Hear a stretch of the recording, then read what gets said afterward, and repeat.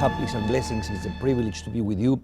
I'm Rabbi Daniel Schneider, and we are looking today at some scriptures concerning Hanukkah.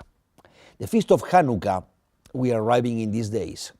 The Feast of Hanukkah was a feast that it was never central in the Jewish calendar.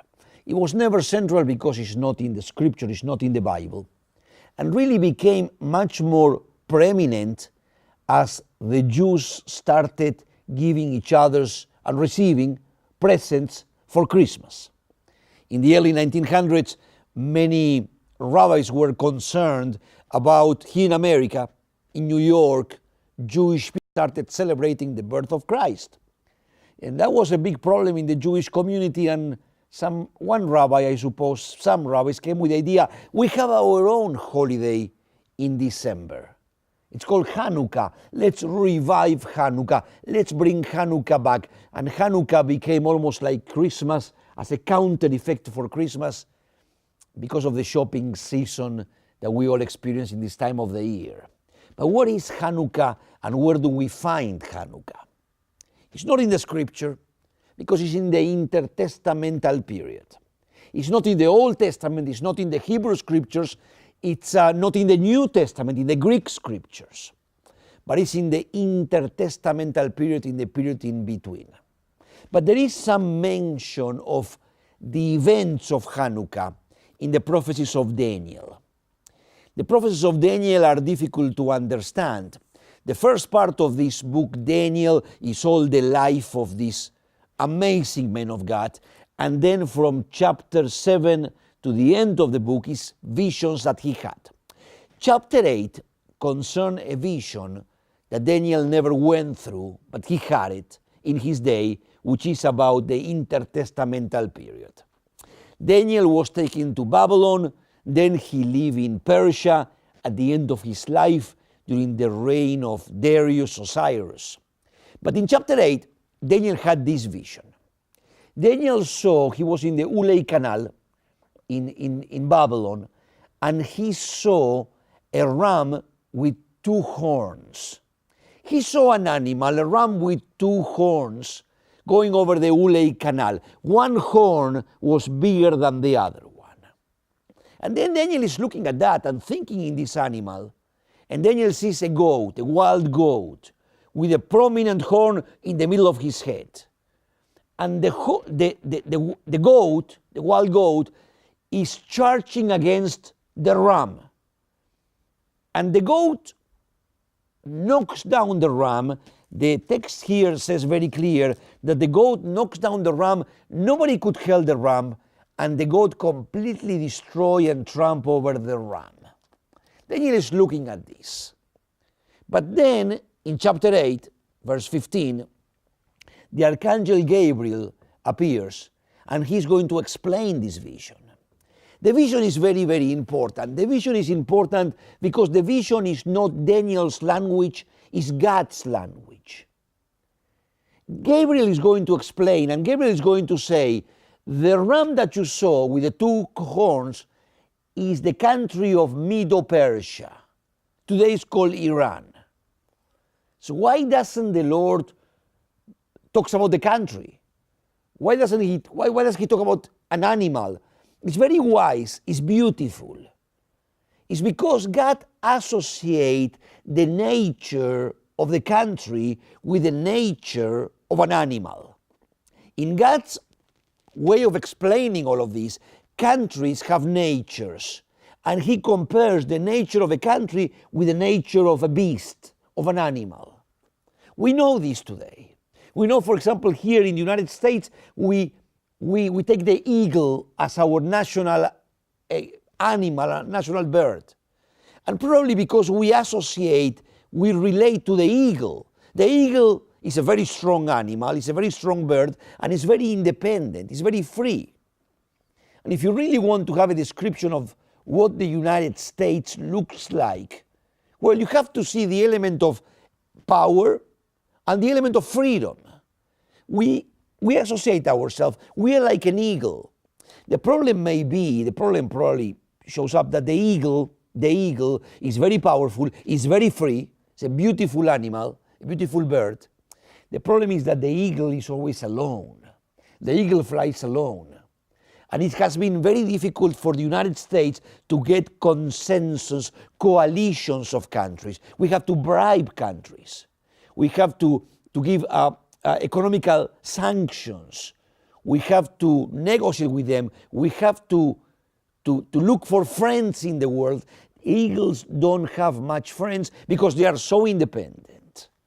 But that seems to be the language of the Lord. God is talking about two animals, two beasts, and Gabriel explains it very clear. The ram is the country of Medo-Persia.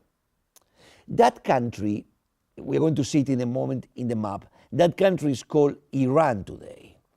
That country was called Iran in the 1900s because they associate themselves with being Aryans. They do not want to call themselves Arabs. They say they are not Arabs, they are not part of the Saudi descendants of the Arabs.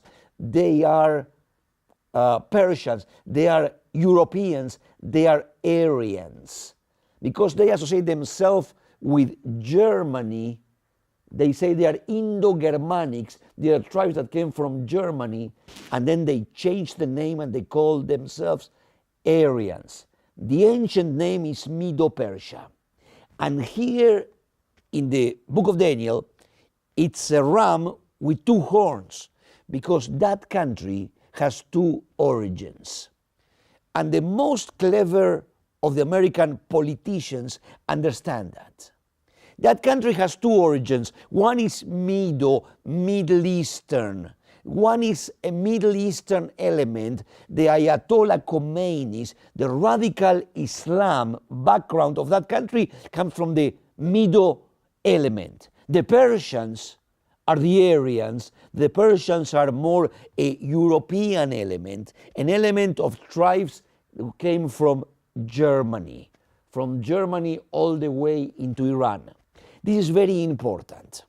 This is very important because the most intelligent diplomats in Israel and in the United States, they understand we cannot defeat this country with a nuclear attack. They are trying to build a nuclear bomb. But they are a country of 80 million inhabitants, a very big country, and apparently their nuclear power is spread all over the country. Israel attacked in the past Iraq. Israel attacked the Iraqi nuclear power and destroyed all the capability of the Iraqis to develop nuclear power. But with Iran it's going to be very difficult.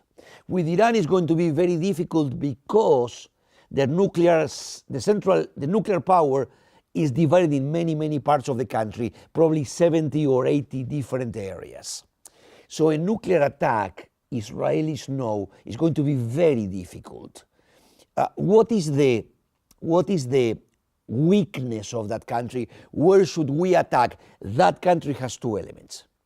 The element that is very aggressive against Israel and against the West today is the Medo element, the Middle Eastern element, the Ayatollah Khomeini, the Ahmadinejad, the extreme Islamic element in that country.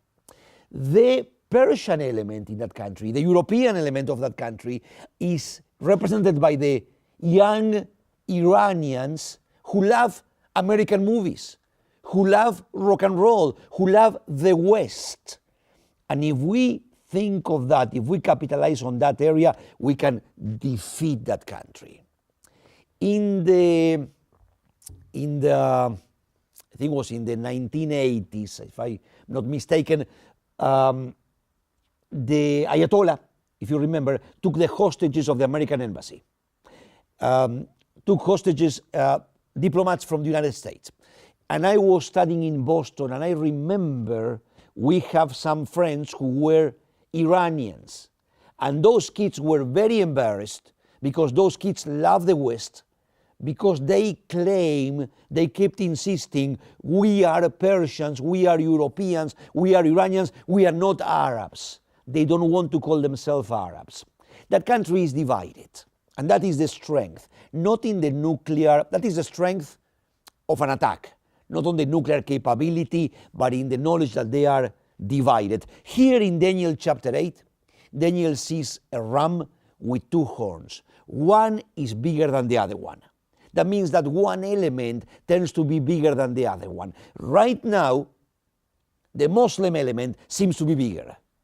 In the past, the Persian element was stronger, and we have to think deeply on that. But in the vision, Daniel sees that animal, and God is identifying this nation with that animal, and he wants us to think in that beast to understand the nature of that country. But then Daniel sees a ram, a goat, a wild goat with a prominent horn. And very clearly, Gabriel, the archangel Gabriel, is going to say that is the country of Greece. Greece is right here. Greece, this is the first time in the scriptures that we hear something about Greece or Europe. Greece is the root, is the origin of the whole European community. What is Greece? In the time when Daniel is in Persia and Esdras and Nehemiah are returning from Persia and rebuild the temple in Jerusalem, the second temple period, in this very time when we are returning to the land, in that very time in Greece starts appearing a character that we have not knowledge of. His name is Socrates. Socrates will have a disciple, his name is Plato, and Plato will have a disciple, his name is Aristotle. Do you realize that Plato and Esdras are contemporary? Plato and Esdras and Nehemiah and Haggai live at the same time, but they have completely different worldviews. For Esdras and for Nehemiah, the rebuilding of the temple is what matters. The worship of the Lord again, this second chance that God is giving us. For Plato is a disciple of Socrates, and they start developing so much of our culture today. Politics do not come from Egypt or from Israel or from Babylon or from Persia. No, politics were created in Greece in this time. The idea of fashion, of beauty, the idea of beauty started being developed in Greece in those days. The idea of beauty, physical proportions, a face must have symmetry to be beautiful, all that was developed by Socrates, Plato, Aristotle, and the next philosophers in Greece. The whole European community will be so influenced by Greece, and we here in America will have much more influence from Greece than from Israel.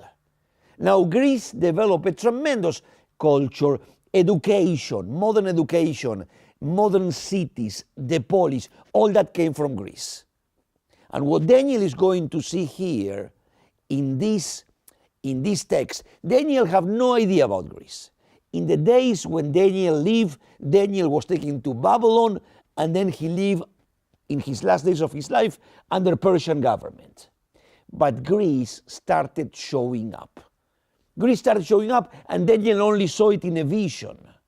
And what Daniel saw, two animals fighting, two beasts fighting with each other, is not two beasts fighting with each other. What Daniel saw very clearly is a war between Greece and Persia. Those visions were for Daniel's day, but those visions are again for our days. Those visions, the interesting things of those visions is that they must happen before the first coming of Christ, and they must happen before the second coming of Christ. So we see the Jewish state coming alive again in 1948, and immediately after that we see the ancient Egypt showing up again. And in biblical days, after Egypt, we see Babylon, we see Iraq.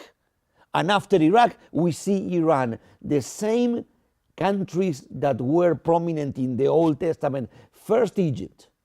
And we saw Egypt dealing with Israel in the 6-day war. And then Iraq. And we saw the war in the Gulf. Iraq has been dismantled by the United States. And now we see Iran, Persia. Who will come after Iran? Daniel chapter 8. After Iran comes Greece in our days. Greece is the root and the seat of the European culture, but after Greece it will come from the west, Rome. What is Rome? Rome is Greek culture turned into a military machine. What we're supposed to expect if first is Egypt and then is Iraq and now is Iran. In Daniel chapter 8, what we have is a wild goat who comes flying without touching the earth, passing over Israel, not to attack Israel. It passed over Israel in order to attack the ram with the two horns. And the outcome, we have it here in the text, Greece completely destroys Iran. The wild goat completely destroys the ram with the two horns. In modern days, what we have here is what we should be expecting next. Iran is trying to build a nuclear weapon. Iran is trying to create the atomic bomb. Israel is very worried. United States is on the alarm of that. But the ones that is going to be most affected is Europe. Europeans already been attacked by Islam. Iran is the heart of Islam today. Europeans already been attacked in London, in Spain, in Yugoslavia, in the former Yugoslavia. Europeans already been attacked by Islam. Europeans don't want any more war. But if Islam will start threatening Europe with an atomic bomb, Europe will have to answer. And that's what we have in Daniel chapter 8. Don't worry about the consequences, because we have the consequences here. We have that the European Union, obviously, if Germany, together with England, with France, with the European Union, will fight against the heart of Islam, the outcome is here. The goat completely destroyed. The European Union is much stronger than the ram, and completely destroys the ram with two horns. In the days of Daniel, Greece, Daniel didn't have any idea about what was Greece, but he saw it on this vision. And Greece is going to attack Iran, Medo-Persia. Now, Daniel explains it very well, very clear. The wild goat comes and crosses all the earth without touching the earth. What it means is that Greece will come to attack Iran, but it will pass over Israel, will not touch the ground, will be flying over, but will influence Israel. We have in the Old Testament the days of the Babylonian Empire and the days of the Persian Empire. In the intertestamental period, what we have is that Greece, the Greek general Alexander the Great, went to attack Persia, exactly what Daniel saw. And Greece crossed over, passed over Israel. Greek did not attack Israel, but Greek influenced tremendously Israel. In the New Testament, we see that the Jewish writings of the Second Temple in the New Testament are written in Greek. Why is that? Well, in the Greek period, we, the Jews, were so captivated by the Greeks that we stopped speaking in Hebrew and we started talking in Greek. Greek is a much more sophisticated language. It's a language of philosophy. Hebrew is very simple. It's a language of revelation. It's God's language to Moses. But in the New Testament, now Paul is going to write his letters in Greek, in a much more sophisticated language. In the New Testament, we have a Greek culture. We have Judaism under the Greek culture. Why do we have an intertestamental period. Why do we have 400 of Greek of silent years without prophecy? Basically because Greece stole our heart. We started going to the gymnasium and we stopped going to the temple. The gymnasium was a very important Greek institution. Greece influenced us in such a way that we stopped worshiping and we worked out. We stopped practicing circumcision because it was a mutilation of the body, and we started talking about perfect bodies. In all the Jewish world, there is what we call as the Maccabiadas, the Maccabees.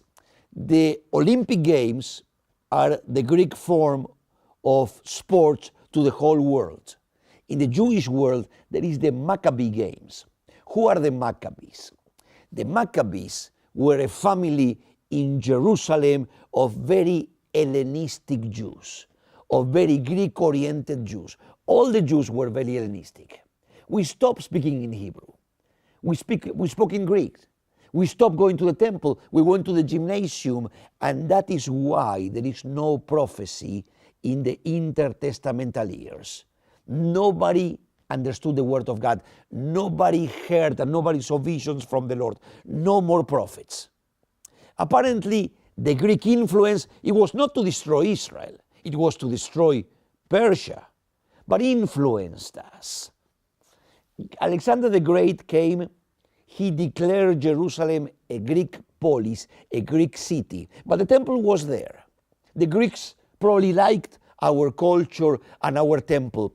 Actually, Alexander the Great brings 70 elders, and he asked them, Jewish elders, and he asked them to go to a separate room, each one of them, and to translate the Old Testament into Greek. This happens because Alexander wanted philosophy, literature, so he saw the Jewish scrolls, the Torah, the writings, the prophets, the writings of Samuel, the writings of David, the book of Psalm, and he requested that that will be translated into Greek. That is called the Septuagint. The Septuagint is the Old Testament in Greek, done in the intertestamental period by Greek scholars. Some people say that Jewish rabbis translated it, but they were supervised by Greek scholars, and it was done because of Alexander the Great. In the Septuagint, they put names to the books of the Pentateuch, of the Torah, and they call the book of Exodus, Exodus. It's never Exodus. We spoke about this on other programs. Many of the translations that we have in English and in Spanish and in other languages in our Bibles are translations not from the Hebrew into English. They are translations from the Greek into English. They use the Septuagint. Well, the Greek influence, you know that when Martin Luther translated the Torah, he didn't want to go to the Greek text. He went to the Hebrew text. He went to the originals. And Martin Luther is going to call Genesis first of Moses. And Exodus, second of Moses, fourth, fifth of Moses will be Deuteronomy. He was a great scholar. He was not going to use Greek names. He wanted to go to the names that Moses gave to those books. Moses didn't write a name to those books. So Luther refused to use the Greek names. Well, Alexander the Great came with his philosophy and swept over Israel. He went to attack Persia, but he influenced Israel. Another general came later, Antiochus. Antiochus Epiphanes, another Greek general. And Antiochus went a little too far. Antiochus liked the culture of Israel, but he went into the temple. And he saw the sacrifices. We brought sacrifices. The sacrificial system in Israel, shed of blood, was the way to remove sins, was the way to please God's holiness, to have a relationship with Him. But Antiochus, with his Greek mind, couldn't understand this. And Antiochus entered in the Holy of Holies, and he laughed about a wooden box the ark covered with gold, with two birds on top, two angels. And Antiochus took a pig and sacrificed it on the altar. A Jewish family, the Hashmoneans, the Maccabeans, they said, enough is enough. The world advanced over Israel, and we welcome the world, but the world eventually laughed at the most sacred thing, the bloody sacrifices on the temple altar. Antiochus sacrificed a pig. That is exactly the same as hanging a pig on a cross. The world advanced over the church, and we receive the world. We don't fight against the world. They steal our heart, they captivate our mind. But eventually the world is going to laugh about the cross. It will be ridiculous for them. A family of priests, the Hashmoneans, the Maccabeans, Makel means hammer or stick. They were very determined. And they enter and they clean the temple.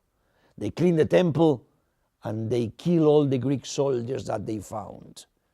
In that moment, Rome conquered Greece. So the Greeks never retaliated. And the Maccabees reignited the lamp in the temple. And that became the Feast of Hanukkah. Well, our time is over, but we will continue with God's revelation on the next program. Shalom ubracha, peace and blessings.